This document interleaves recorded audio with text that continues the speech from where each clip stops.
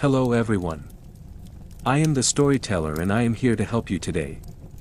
I know you use this video to fall asleep, so before that, like the video and subscribe to the channel. Also, where are you from and what time are you watching? Now get comfortable and relax. You were too small to understand the full depth of what was happening, the utter irreversibility of that day. The adult's words, oblatio, a gift to God, sounded like incantations in a foreign tongue, having nothing to do with you, a small, frightened creature. But you felt it, something important, terrifying, and final was occurring. You were not just a child being led to a new place. You were an offering.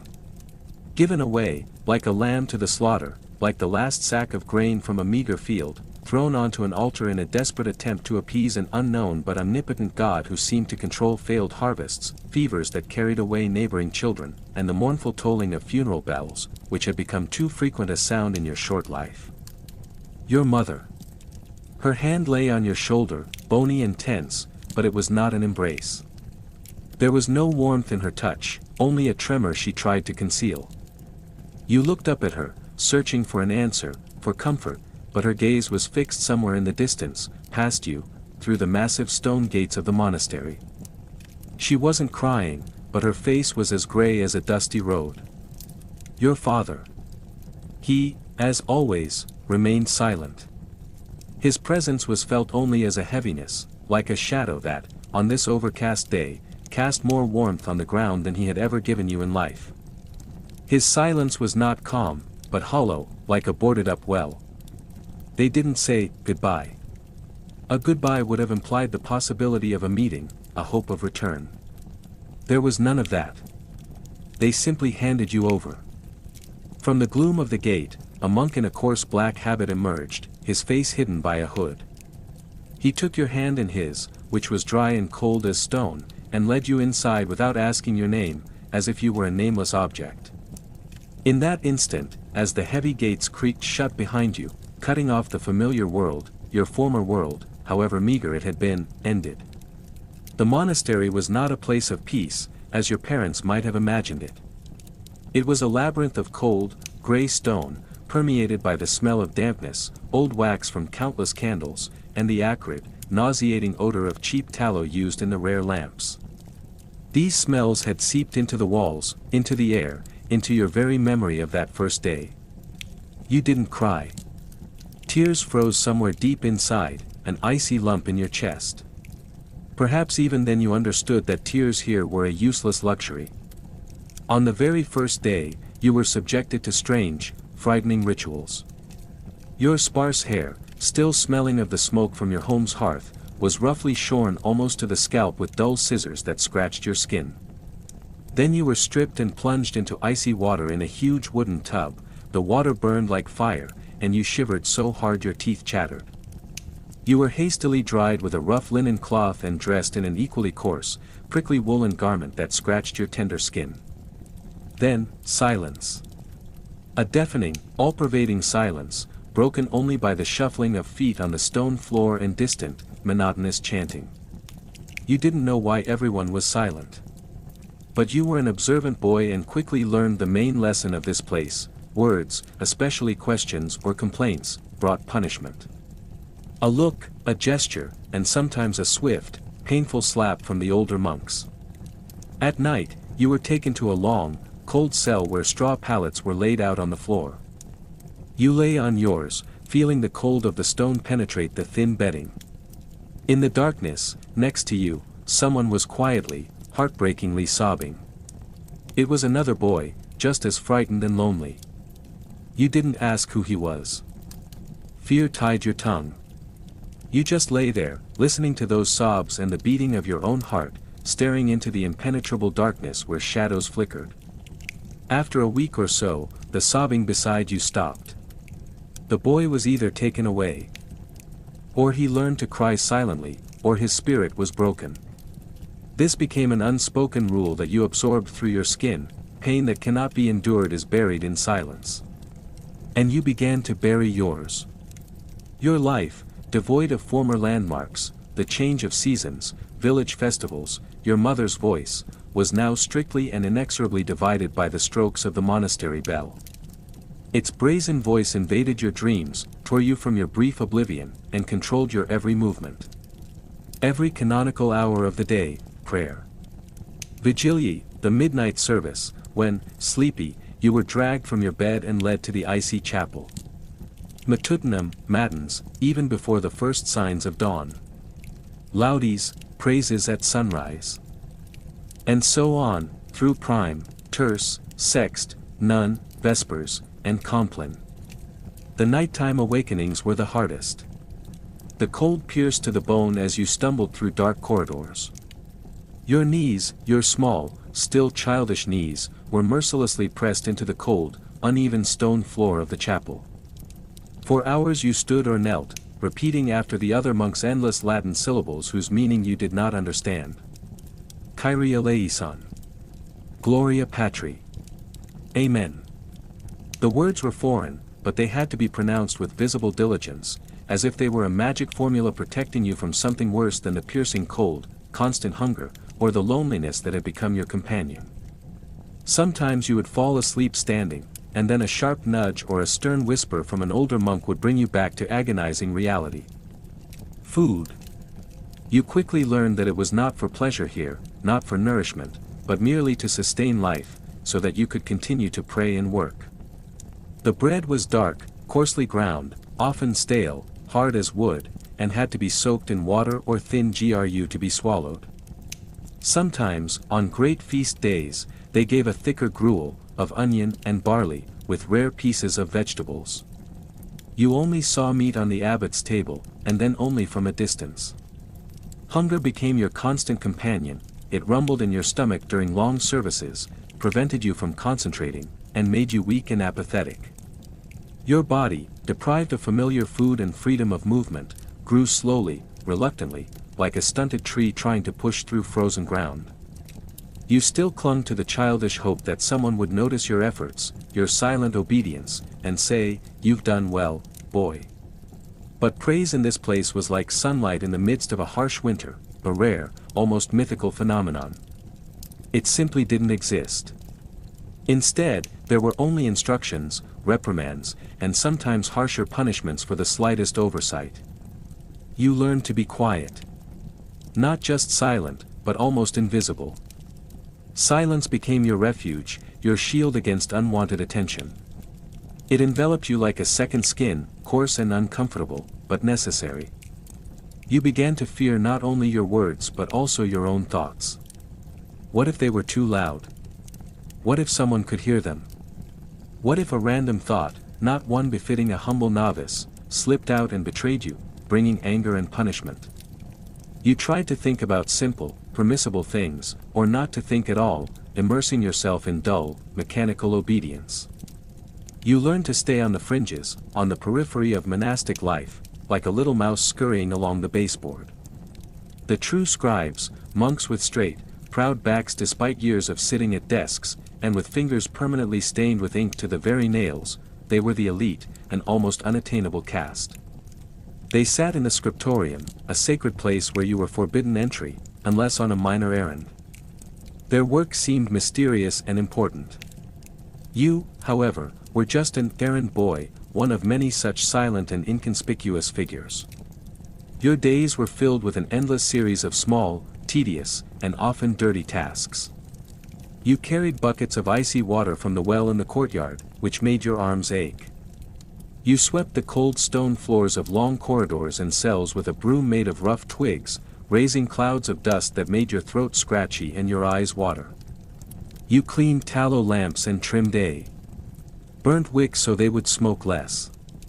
You chopped kindling for the stoves, if they were lit at all. And, of course, you sharpened quills for the real scribes. Dozens, hundreds of quills.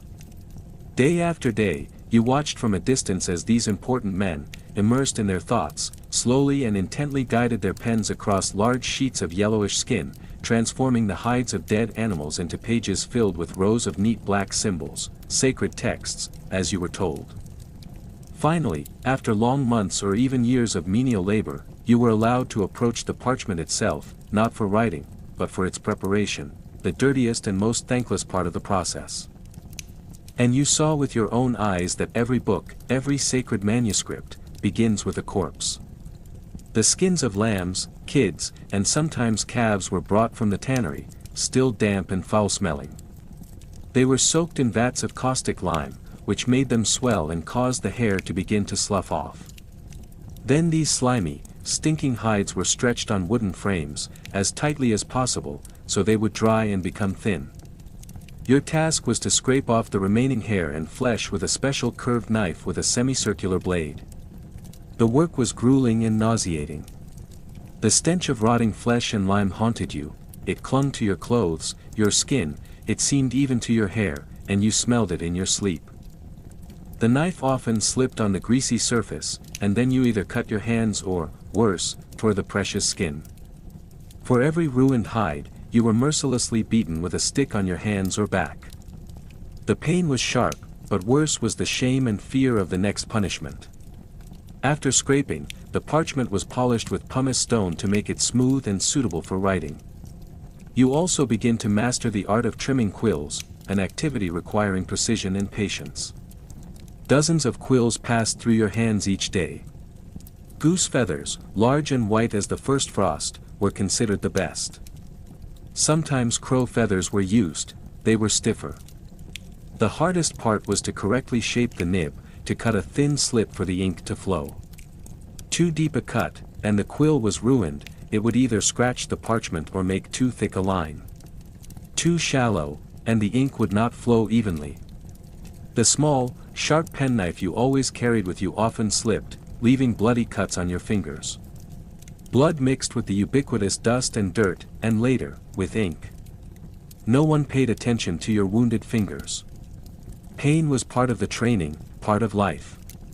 Nearly 5 long, monotonous years pass before you are finally allowed to hold a quill, not to mend or sharpen it, but to write. Or rather, to trace. It was not your choice, not a reward for diligence. It was an order. Brother Paul, an old monk who oversaw the boys' instruction in the rudiments of literacy, summoned you. You were given the worst piece of parchment that could be found in the monastery stores. It was wrinkled, with yellow stains of unknown origin, thin as a cobweb in places, and elsewhere coarse and uneven. Perhaps it was a sheet spoiled by someone else and poorly cleaned. On this wretched scrap of skin, one of the senior monks had written in red ink, used for headings and important words, a short line from a psalm, Dominus illuminatio mea, the Lord is my light. Your task was simple, yet it seemed incredibly difficult and responsible to you, to carefully trace each letter of this phrase in black ink. Nothing more. You sat at a rough table, your heart pounding so hard it seemed its beat could be heard throughout the scriptorium. You hardly dared to breathe, fearing that even a faint puff of air would move the parchment or your hand. The ink in the horn inkwell was thick and viscous, like resin. The quill you were given was old, with a poorly sharpened nib, it seemed too sharp and disobedient in your inexperienced fingers. Your hand, accustomed to heavy work, to knives and scrapers, trembled treacherously. You dipped the quill into the ink, trying to pick up just the right amount. The very first stroke, and you realized it was a disaster. The ink lay in an uneven, thick blot, spreading across the fibers of the parchment like a dark, malignant spot. The first letter, D, came out ugly, lopsided. Panic seized you. You grabbed your small knife and began carefully, holding your breath, to scrape away the spoiled spot, praying to all the saints that the thin skin would not tear. The parchment under the knife thinned, becoming almost transparent. A drop of sweat, falling from your temple, landed on the parchment next to the correction, leaving a dark stain. Now this place smelled not only of old leather and ink, but also of your fear, salty and acrid. You waited for punishment. A sharp reprimand, a ruler across your knuckles. But Brother Paul merely glanced at your struggles, said nothing, and walked away. No punishment. But, what was almost as painful, not a word of praise, not the slightest encouragement. Gathering all your will, you tried again, on the next line that had been drawn for you. Letter by letter. Line by line. The world around you shrank to that single black line your hand was drawing on the pale, unfriendly surface of the parchment. The world ceased to be the sounds of the monastery courtyard, the rare rays of sunlight filtering through narrow windows, the faces of other monks. It became the quill. It became the trace you were leaving. It became the mistake you were desperately trying not to make, not to leave behind on this precious, albeit spoiled, sheet. That night, when, exhausted, you finally collapsed onto your straw pallet, the letters wouldn't leave you. They danced, chased each other in the darkness behind your closed eyelids, straight and curved, thick and thin, perfect and ugly. Dominus illuminatio mea. The Lord is my light. But in your world, there was very little light yet. Another year or so passed, filled with the endless tracing of letters, then individual words, then short phrases. Your fingers gradually grew accustomed to the quill, your hand became steadier, your lines, more even. And then, one day, you were officially transferred from the ranks of errand boys to novices, postulants entrusted with real work in the scriptorium. You are no longer just a boy, a nameless helper. You are a novice. You have your own, albeit the most uncomfortable, place at the common table in the scriptorium. You have your own quill, albeit not the best one. You have responsibilities, real, important responsibilities of copying texts. But there was little joy in this new status. Or rather, there was none at all. There was only the weight of new responsibility and the fear of not coping. Every morning you wake before dawn to the ringing of the bell and the dull ache in your back, which has already become your constant companion. You fall asleep late in the evening, after many hours of motionless sitting, with a burning sensation in your fingers and wrists. Your eyes constantly smart and sting from the dim light and the acrid smoke from the tallow candles or oil lamps that poorly illuminated the scriptorium on dark days. Soot from these lamps settled on everything, on the parchment, on your clothes, on your skin, penetrating your pores. You constantly felt its bitter taste in your mouth. Your world had shrunk to the sounds of the scriptorium, the monotonous, almost hypnotic scratching of dozens of quills on parchment, the dry coughing of old monks, the creaking of rough wooden stools when someone shifted position, and above all this, a heavy, oppressive curtain of silence, broken only by the stern voice of the overseer. Sometimes, very rarely, when you managed to draw a complex letter or an entire line particularly evenly and beautifully, you felt a fleeting stab of pride. I did this. I am preserving knowledge. I am part of something important, a bridge between past and future generations. Sometimes, copying simple Latin texts, you even began to vaguely understand their meaning. Sometimes. But much more often, you understood nothing. Latin was still difficult, and the Greek texts that sometimes came your way were just a collection of incomprehensible symbols to you. You were a copying machine, nothing more. You are no saint. You are no hero, saving the wisdom of the ages. You are merely a shadow gliding across parchment. A slave to straight and curved lines. A hand that writes down the signs of knowledge, but never its mind, never its soul. And you begin to vaguely, but increasingly clearly, understand, your life, it seems, is already written in advance. Not in those sacred books you copy, but in the calluses on your fingers, in the chronic pain in your shoulders and back, in the unchanging, harsh rules of this place from which, it seems to you, there is no escape. You are just a cog in a huge, soulless mechanism. Now you copy full pages, and the scriptorium, once a distant, almost mythical abode of learning, has become your world, your prison, your forge, where not metal but words are forged, and where your own will is smelted into obedience. Every morning, after the damp chapel and a meager breakfast of stale bread and watered-down ale, the ritual repeats with unwavering precision. You enter the long, high hall of the scriptorium, where other monks are already sitting, bent over their desks. The air here is always cold, smelling of damp stone, old parchment, dust, and the specific, slightly sour smell of ink.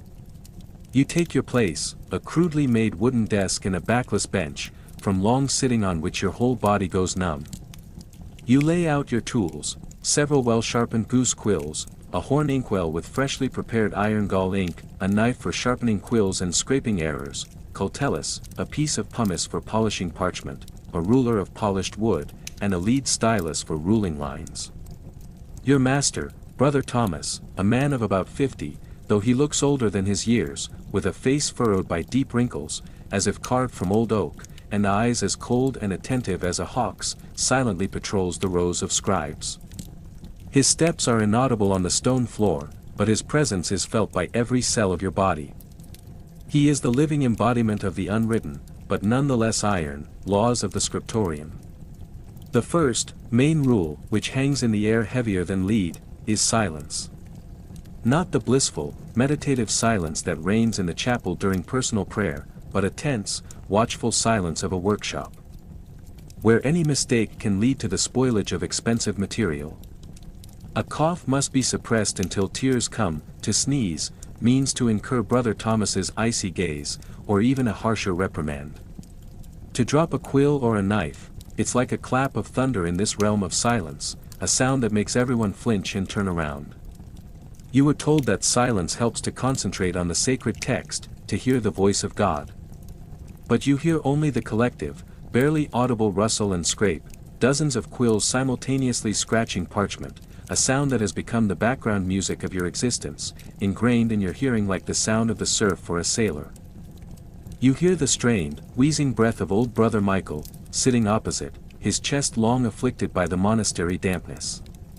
You hear someone's stomach rumble with hunger. Sometimes, very rarely, a distant, muffled clang of a hammer from the monastery smithy or the lowing of cows from the farm reaches you, sounds of another, almost forgotten world.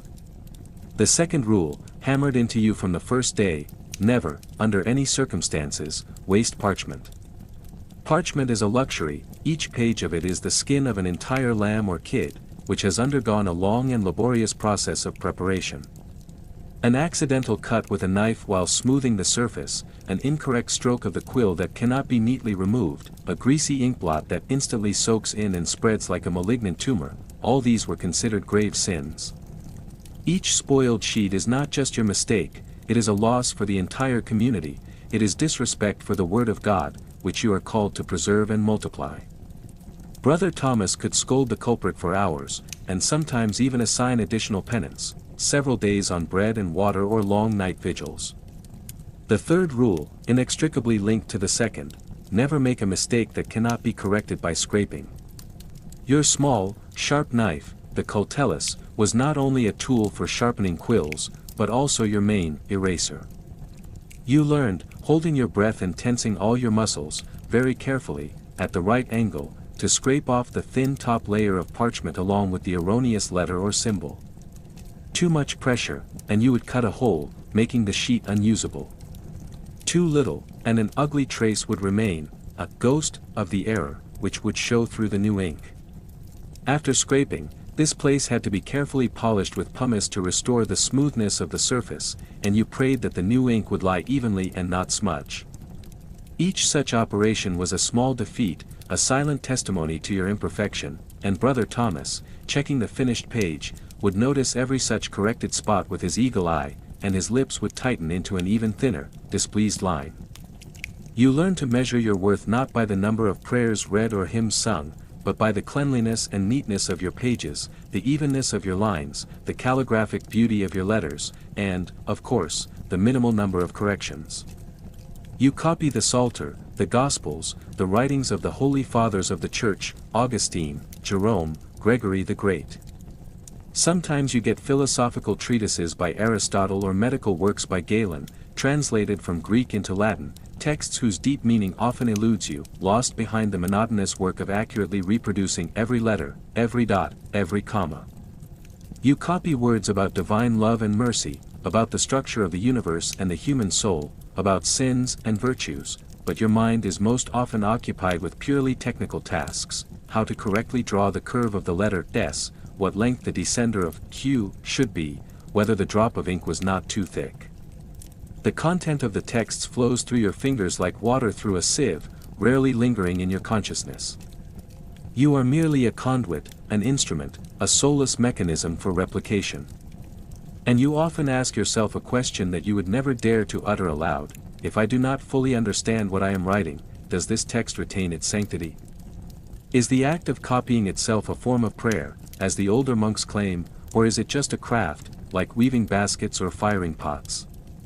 You are increasingly inclined to the latter, although you are afraid to admit it even to yourself. Ink is a cage for words, and you are merely a jailer, ensuring that no word escapes or is distorted. Your body, once resilient in its youth, has begun to learn the language of chronic pain, a dialect spoken fluently in the scriptorium. You wake before dawn not just to the bell, but to a stiff neck and an aching spine from the previous day's hunched posture. The cold of the stone floor seeps into your bones, a chill that no amount of rough wool can entirely dispel. By midday, a dull throb settles permanently between your shoulder blades. Your fingers, your most essential instruments, are the first to truly protest. They cramp into what the older monks call scribe's claw, a painful, vice-like grip that can take hours to release after the bell for vespers signals the end of the day's toil. Your thumb and forefinger are permanently stained with ink, black from the iron gall, sometimes red from the minium used for rubrics and capitals. You've accidentally tasted the metallic bitterness of the ink more times than you can count, when a stray droplet flies from a freshly dipped quill or when you absent-mindedly touch your lips. It has become a familiar, unwelcome flavor. Your eyesight, once sharp, now strains in the perpetual twilight of the scriptorium. Windows are few and small, glazed with horn or oiled linen that admits a murky, unreliable light. On dark winter afternoons, sputtering tallow candles or oil lamps are lit, casting dancing shadows that make the minuscule letters on your exemplar swim before your eyes. The smoke stings, making your eyes water, blurring the lines you so desperately try to keep straight and even. You find yourself leaning closer and closer to the parchment, your nose almost touching the vellum, a posture that only exacerbates the pain in your neck and back. You see Brother Michael, his face inches from his page, squinting through eyes clouded with what you now recognize as the slow decay of vision. He is a mirror of your future. Your tools are no longer just objects, they are extensions of yourself, each with its own personality, its own demands. The quill, goose feathers are most common, swan feathers for finer work if the monastery can afford them. You've learned to select the best ones from the barrel, the outer 5 wing feathers are prime. You spend a significant portion of your preparation time shaping them. The penknife, your scalpel, must be razor sharp. You cut the barrel, strip away part of the barb, shape the nib, carve the delicate slit that allows the ink to flow. Too wide a slit, and the ink gushes. Too narrow, and it stutters. The angle of the cut determines the thickness of your strokes. You might prepare half a dozen quills at the start of the day, knowing they will dull quickly on the slightly abrasive surface of the vellum. Each quill is a temporary companion, used until it splits or becomes too soft, then discarded. The ink, a concoction you sometimes help prepare. Oak galls, crushed and soaked, combined with ferrous sulfate, vitriol, and a binder, usually gum arabic. It's a fickle substance. Too thick, and it clogs the pen. Too thin, and it bleeds into the parchment fibers. The color changes too, from a grayish black when fresh, to a deep, rich black as it oxidizes, and eventually, over centuries you will never see, to a rusty brown. You handle it with care, dipping your quill just so, wiping off the excess, terrified of a blot that could ruin a whole skin. Ink is your second blood, staining your fingers, your robe, sometimes your soul. The pumice stone, a small, porous block used to smooth the vellum before writing, or to help erase stubborn errors. Its gritty touch is a constant reminder of the imperfections of the material, and your own. The knife, your coltellus or risorium. Not just for quills, but for scraping mistakes. It's a tool of correction, of violence against your own errors. You develop a love-hate relationship with it. It saves you from Brother Thomas's wrath, but its use is an admission of failure. You see some older scribes whose parchments are thin and scarred from countless corrections, like ancient battlefields. There are days, rare and precious, when everything aligns. The light is good, your body aches a little less, the quill is perfectly cut, the ink flows smoothly. On these days, the letters seem to form themselves, marching across the page in disciplined, elegant ranks. There's a profound, almost meditative rhythm to the work. Dip, stroke, lift. Dip, stroke, lift. In these moments, a strange peace settles over you, the peace of complete absorption in a task. It is a terrible, consuming peace, born not of joy, but of utter focus, the kind of stillness that might follow a long, arduous battle, when the dead are finally counted and the living can only sit in numb exhaustion. You are not creating, merely transcribing, yet there is a craftsman's satisfaction in a perfectly executed page.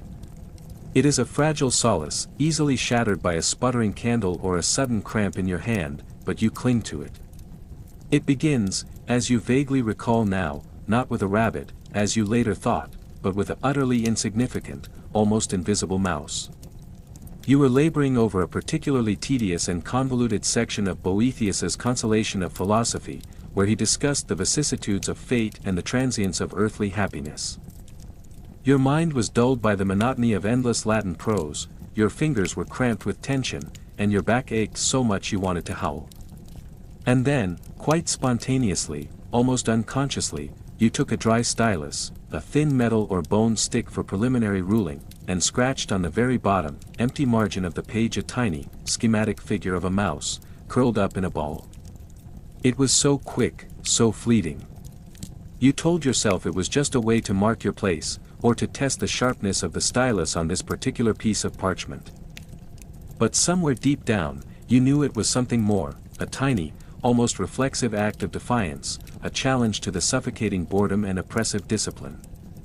The mouse was so small, so faint and barely visible against the yellowish background of the parchment, that even Brother Thomas's sharp, all-seeing eyes, when he checked your work, slid over it without pausing. Something inside you leaped, a mixture of fear and a strange, sharp, almost painful delight, cold and intoxicating like the first sip of icy water on a hot day. It was your secret, your little secret, hidden in plain sight, on a page of a sacred, or at least highly respected, text.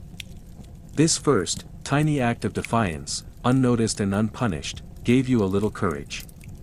You became more daring, though always with caution, always with extreme care. Your marginalia, drawings in the margins, were never conspicuous, bright, or complex. They were never done in colored inks, like real illustrations, and rarely even in black, unless with very pale, heavily diluted wash, so they wouldn't catch the eye. Most often, they were barely visible sketches, made with a dry stylus or a very fine lead pencil.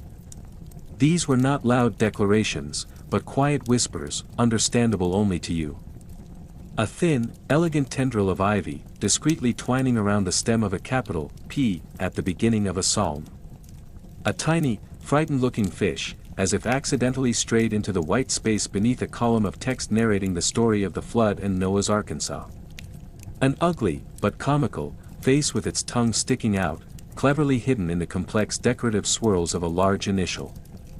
Once, during a particularly prolonged cold spell, when your fingers were numb with cold and the ink thickened on the tip of your quill, you drew in the corner of a page a miniature snail, diligently crawling up the slope of a rubricated heading. And you even added a tiny, barely discernible scarf, as if it too were cold. At that moment, you found it funny yourself, and you barely suppressed a chuckle, a sound that in the deathly silence of the scriptorium would have sounded like sacrilege and brought inevitable punishment upon you. These were not acts of sacrilege or vandalism, you convinced yourself again and again. You did not intend to defile the holy words or spoil the precious manuscript. They were, something like personal footnotes, invisible to others, autographs of your existence. Proof that here, over this page, bent not a soulless machine, but a living human hand, guided by a human mind that grew tired, bored, sometimes angry, and sometimes even found reason for a quiet smile.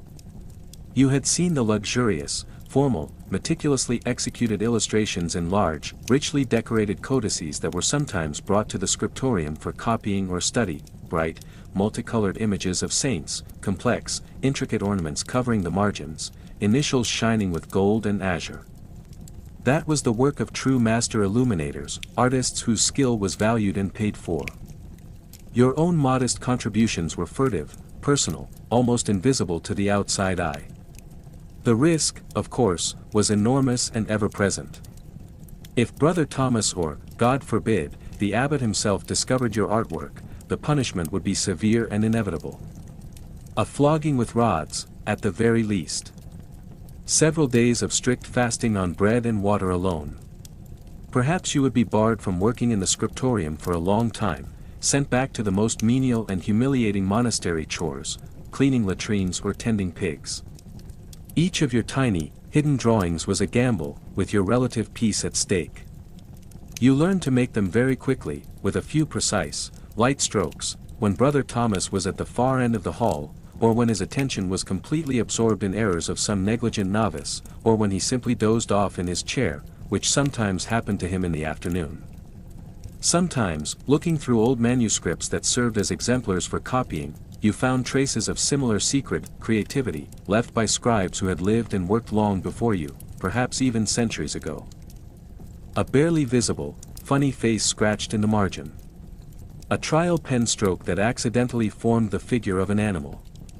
A short, hastily written complaint in the vernacular, not in official Latin, in a hidden corner, concealed from the eyes of superiors, Finis venit, Deo gratias.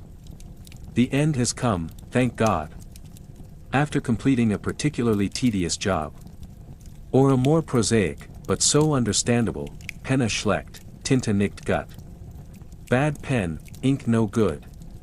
These anonymous, ghostly colleagues, whose names had long been erased from memory, seemed to reach out to you across the centuries, united by shared fatigue, boredom, pressure, and these small, innocent acts of human rebellion.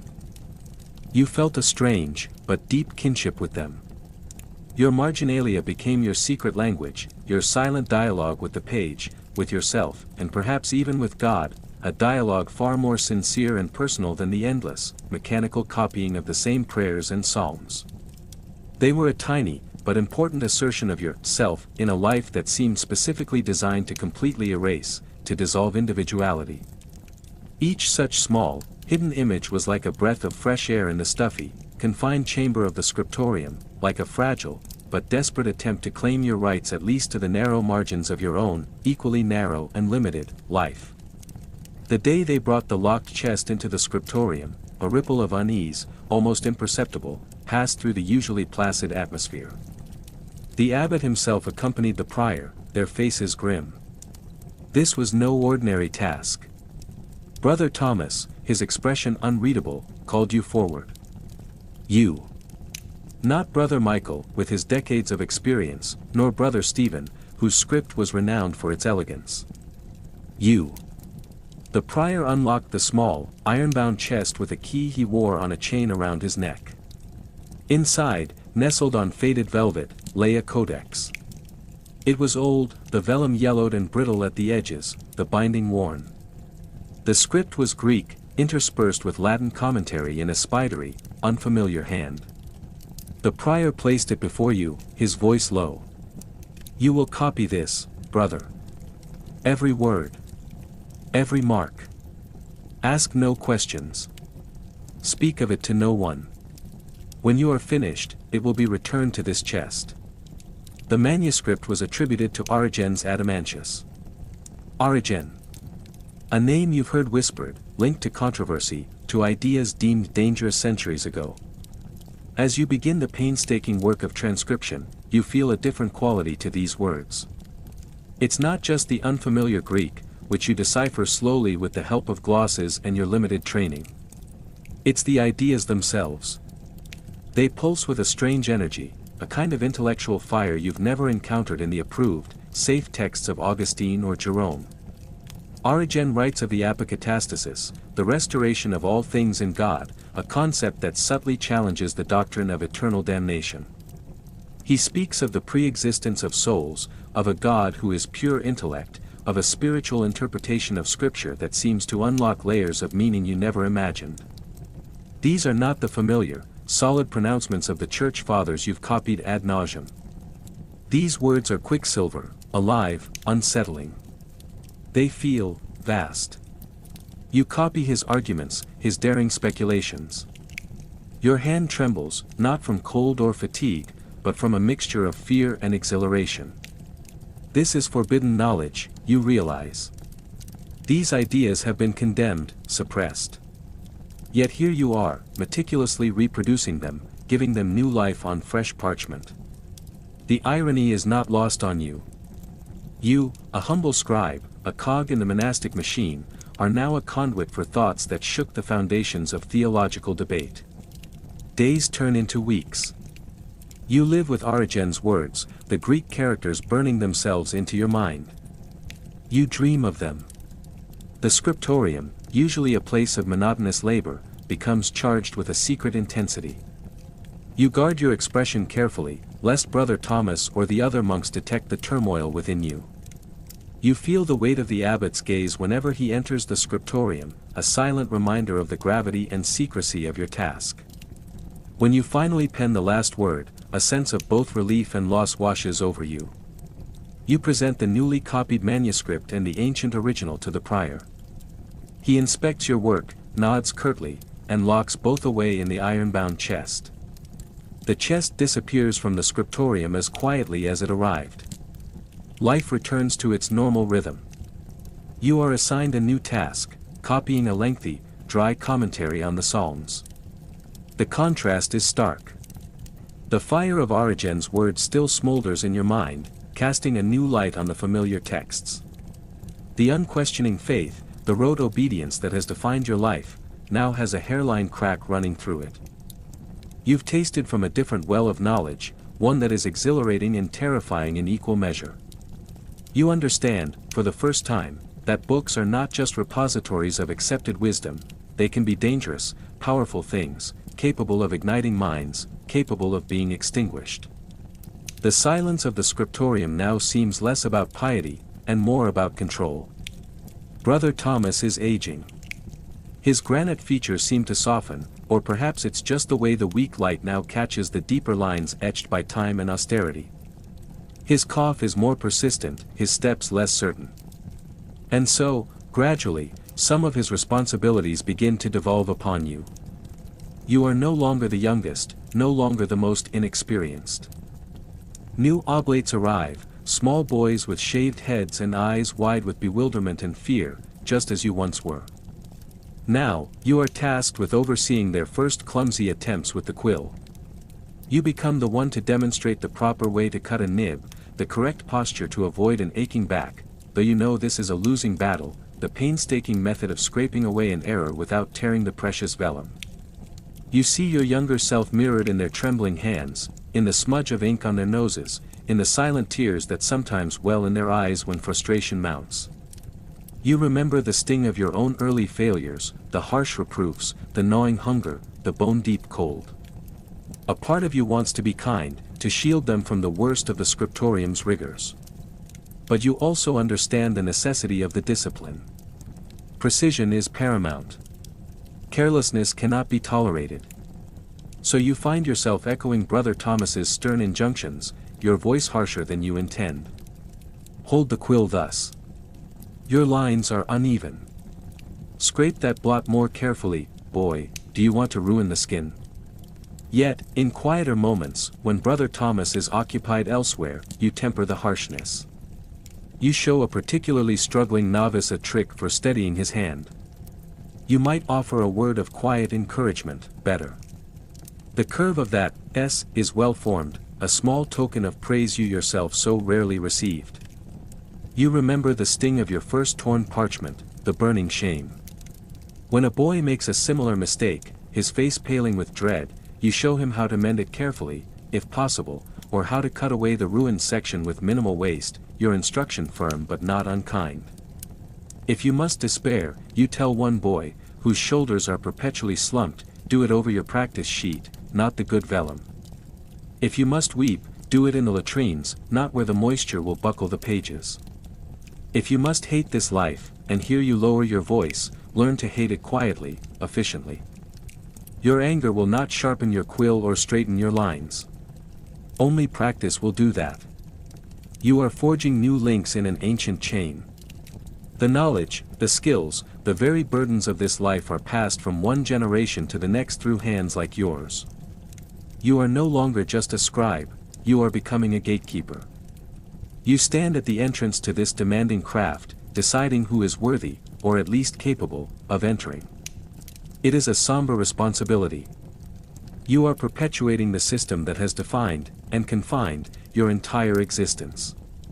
Sometimes, watching a young boy diligently tracing his letters, his brow furrowed in concentration, a flicker of something akin to pride stirs within you. Not for yourself, but for the continuity of the work. These texts, these fragile vessels of wisdom and folly, will survive because of these small, ink-stained hands, just as they have survived because of yours. You are part of something larger than yourself, something that will endure long after your own hand stills and your own eyes fail. The thought is both a comfort and a weight. You are bound to this life, and now you are binding others to it as well. The ink-stained chain grows longer, heavier. The monastery walls are not entirely impermeable. Whispers from the world beyond sometimes filter through, carried by traveling friars, merchants delivering supplies, or pilgrims seeking solace. These whispers speak of kings and wars, of plagues and famines, but also of new, unsettling things. You hear tell of cities bustling with a different kind of energy, not driven by prayer bells but by commerce and craft. You hear of universities where learning is pursued with a fervor that seems almost worldly, where masters and students engage in robust debate, unlike the quiet, prescribed study of the cloister. Most disturbingly, you hear faint, incredible rumors of a new invention in distant Germanic lands, a press with movable type. A way of making books, many books, quickly and cheaply, without the painstaking labor of a scribe's hand. At first, you dismiss it as fanciful talk, like stories of dragons or griffins. The idea of words being formed by metal stamps instead of a living hand and quill seems preposterous, almost blasphemous. How could such a mechanical process capture the spirit, the devotion, embedded in a handwritten text? Yet, the rumors persist, growing more detailed. You try to imagine it, pages filled with identical letters, perfectly aligned, produced in days rather than months. It feels like a sorcerer's trick. If it is true, what would become of you? Of the scriptorium? Of the generations of scribes whose lives have been poured into vellum, one laborious letter at a time? The thought is a cold knot in your stomach. Sometimes, standing in the cloister garden during a rare moment of respite, you look beyond the walls to the distant hills, green and inviting under a summer sky. You imagine walking out of the gates, leaving the scent of old parchment and tallow behind, feeling the sun on your face without the mediating gloom of a scriptorium window. But the image quickly dissolves. What would you do out there? You know how to cut a quill, how to mix ink, how to rule a page, how to form a perfect uncial script. You can recite the Psalms by heart and recognize the arguments of Augustine. But you know nothing of farming, of trade, of navigating the complexities of secular life. You wouldn't know how to bargain for goods, how to find lodging, how to speak to a woman without stammering in embarrassment. The thought of the world beyond the monastery, once a vague curiosity, now fills you with a profound sense of inadequacy and fear. The skills that define your existence within these walls are useless outside them. Your meticulously crafted script, your knowledge of Latin and a smattering of Greek, your ability to endure hours of silent, painstaking labor, these are not currencies the world values. The monastery, for all its harshness, is predictable. Its rules are known, its rhythms ingrained in your very being. The bell that calls you to prayer, the taste of the thin gruel, the familiar ache in your back, these are constants. The outside world, by contrast, is a terrifying chaos, a cacophony of unknown dangers and demands. So you stay. Not entirely out of piety, though you still mouth the prayers and perform the rituals. Not out of love for your labor, though there are fleeting moments of satisfaction. You stay because the monastery, which received you as a child offering, has become your only conceivable reality. The chains that bind you are no longer just the abbot's authority or the stone walls, they are forged from habit, from fear, from the slow erosion of any other possible self. You return to your corral, pick up your quill, and dip it into the ink. You pull the exemplar towards you, another page of a seemingly endless commentary. The scratching sound resumes, a familiar counterpoint to the silence. Each letter is a small act of surrender, a reaffirmation of your place in this unchanging order. The world outside can churn with its novelties and its terrors. Here, within these walls, within these lines, there is a semblance of permanence, however grim. Here, at least, you know who you are, Brother John, or whatever name was given to you at tonsure, a scribe, a hand that writes, a humble and unnoticed link in a long chain stretching back into the dim past, and, for now, that chain continued to stretch forward, into an equally hazy and uncertain future. Years flow like a slow, murky river, merging into a monotonous canvas of days, marked only by the change of church holidays and the pain that sinks ever deeper into your bones. You are no longer a young novice, but an experienced scribe, whose hand is steady and whose script is recognizable for its clarity and evenness. You are entrusted with copying more important texts, sometimes even original charters or documents requiring special accuracy. Your place in the scriptorium is no longer by the draftiest spot, but a little closer to the rare window, although even this offers little respite from the eternal twilight and cold. Winters in the monastery are particularly harsh. The scriptorium is barely heated. Sometimes a large brazier with coals is lit in the center of the hall, but its warmth is only enough to create a small cloud of slightly less icy air around it, while in the corners and near the walls, where most scribes sit, drafts still blow, chilling your feet and numbing your fingers. You have learned to wrap yourself in your coarse woolen habit as tightly as possible, tucking the edges under you to retain at least some warmth. Ink thickens in the cold, the quill glides poorly, and frozen fingers do not obey well, threatening to spoil the precious parchment. On such days, work becomes a real torture. You see how old Brother Michael, whose breathing is already labored, has lips turning blue from the cold, and his hands tremble so much that he can barely hold a quill. But he stubbornly continues to work until another coughing fit overcomes him. Pity for him mixes with a dull fear for your own future. Summer is a little easier, but it has its own problems. The heat makes the air in the scriptorium stuffy and heavy. Sweat drips from your forehead onto the parchment, leaving greasy stains that are then difficult to remove. Flies, attracted by the smell of glue and parchment, buzz annoyingly and land on the pages, risking smudging the fresh ink. The light from the windows becomes brighter, but it also mercilessly reveals your every mistake, every unevenness of the line. The food remains as meager and monotonous: bread, porridge, vegetables from the monastery garden, sometimes fish if the catch in the monastery pond is good. On major holidays, a little cheese or even a piece of meat, but this happens so rarely that it seems like a feast. Constant malnutrition makes you lethargic, and your strength recovers slowly. Your sleep is still intermittent, torn apart by night services and morning vigils. You have learned to fall asleep instantly, as soon as your head touches the hard pillow stuffed with straw, and to wake up just as instantly at the sound of the bell, feeling broken and unrest. You have almost no personal belongings. A habit, sandals, a penknife, a few of your own, particularly well-sharpened quills that you keep in a special case, and perhaps a small wooden cross around your neck, that is all your property. You have no freedom either. Your day is scheduled to the minute, from morning prayer to evening curfew. You cannot leave the monastery without the abbot's permission, which is given extremely rarely and only for very important matters. Your life is enclosed within these walls, as if in a well-guarded prison, albeit with a pious signboard. Despite the monotony and hardship of existence, sometimes moments occur that disrupt this gray routine, bringing unexpected colors or evoking strong, long-forgotten feelings. One day, several new books are brought to the monastery, acquired by the abbot from a traveling manuscript trader. Among them is a collection of poems by Ovid, a pagan poet whose works are considered frivolous and even dangerous for a monastic soul. But the abbot, an educated man who appreciates ancient culture, within reasonable limits, of course, decides that a copy of this collection should be in the monastery library, if only for studying rhetoric and the Latin language. You are assigned this task.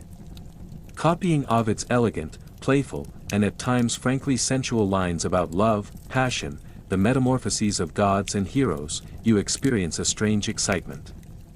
These words are so unlike the dry theological treatises or the strict lines of the Psalter. They are full of life, colors, human emotions that you have almost forgotten or never even known.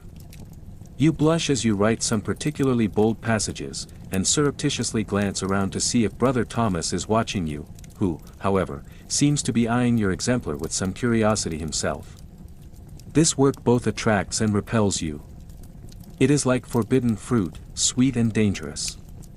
You feel almost like an accomplice in something sinful, but you cannot deny that these poems awaken some new, unknown strings in you. Another time, a famous scholar monk from a distant Italian monastery arrives, a specialist in Greek philosophy. He spends several days in your abbey, working in the library and discussing complex questions of Aristotelian logic with the abbot and a few senior monks. You, as one of the few who knows at least a little Greek, thanks to that long-ago copying of Origen, are allowed to attend these conversations as an assistant, to fetch books or take notes. Listening to their learned disputes, you understand almost nothing of the subtleties of the argumentation, but you are struck by the very atmosphere of lively intellectual discussion, the sharpness of this visiting monk's mind, his erudition. This is so unlike the mechanical memorization and mindless copying to which you are accustomed. A long-dormant curiosity awakens in you, a thirst for real knowledge, not just the reproduction of letters. But you also keenly feel your own lack of education, the limitations of your small world. These moments leave a bitter taste behind, a mixture of admiration and vexation at your own fate. Sometimes, small human joys or sorrows also occur, disrupting the monastic monotony. The death of old Brother Michael, your eternal neighbor in the scriptorium, resonates in your soul with unexpected grief.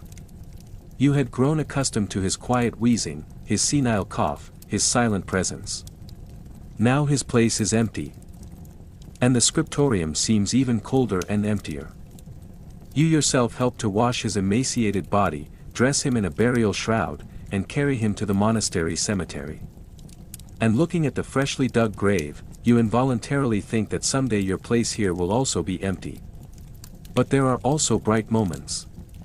For example, when after long and difficult work on a particularly complex manuscript, which had to be not only copied but also partially restored from a damaged exemplar, the abbot himself approaches your desk, carefully examines your work, and quietly says, "Bene, frater Ioannes, bene laborasti."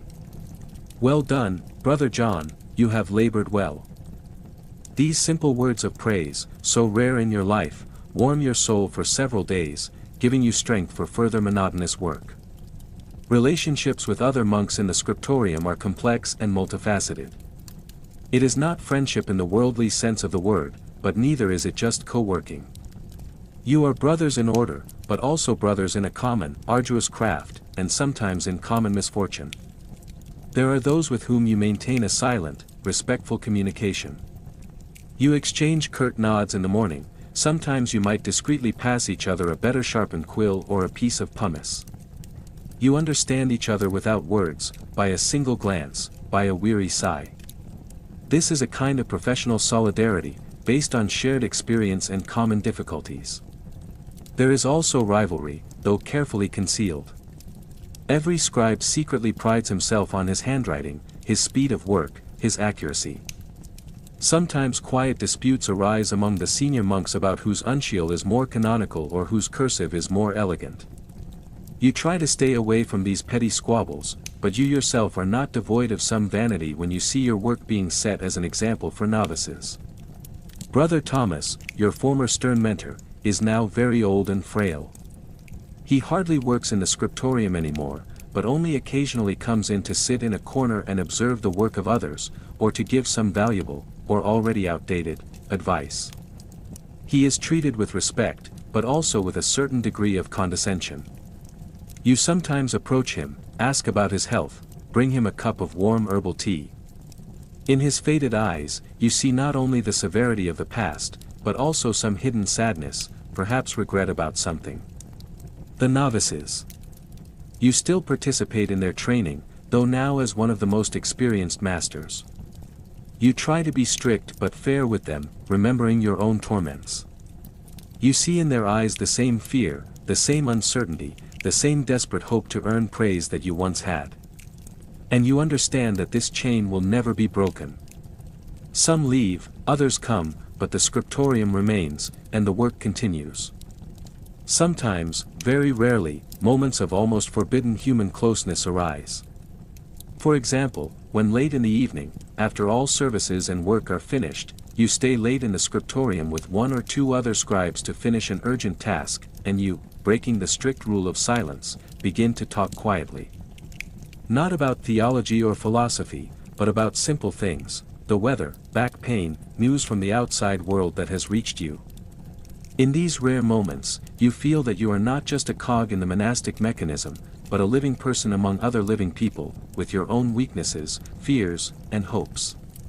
But these moments are fleeting, like a flash of lightning in the night, and in the morning everything returns to its usual course. You also notice that some of the brothers find their own small, secret ways to cope with the pressure and monotony. Someone, like you once did, leaves funny drawings or comments in the margins. Someone secretly reads forbidden books brought from outside. And someone, perhaps, finds solace in wine, which they manage to secretly obtain from the monastery cellar. You try not to notice this, not to judge, understanding that everyone has their own way of surviving in this system. You yourself find solace in your work, however hard it may be. There is something meditative, almost hypnotic, in the very process of writing, in the rhythm of the hand's movement, in the beauty of evenly drawn letters.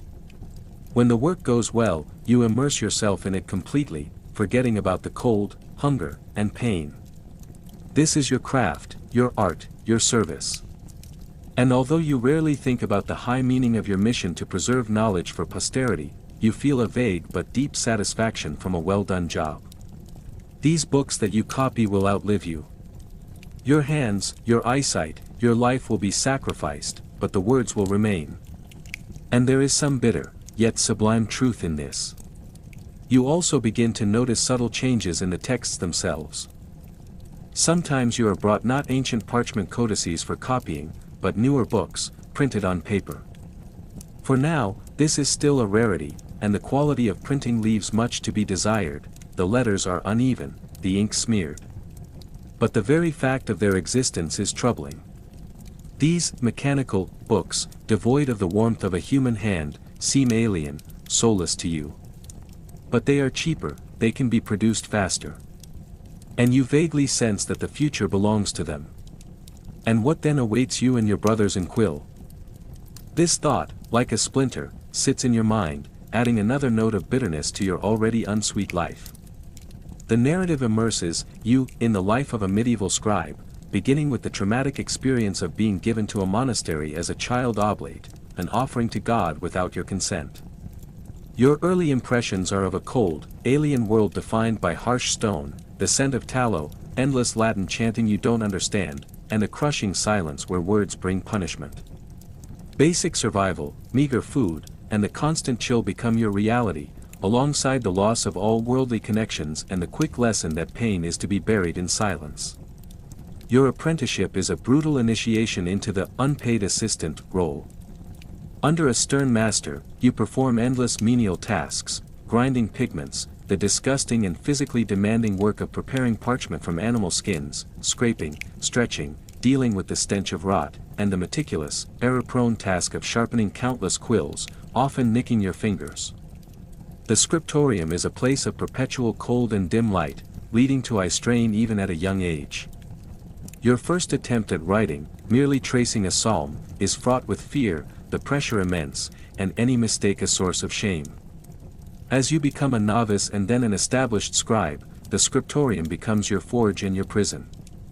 The sensory experience is overwhelming, the smell of aging parchment and damp stone, the relentless scratch of quill on vellum, the accidental taste of bitter ink, and the sight of words blurring in the insufficient light.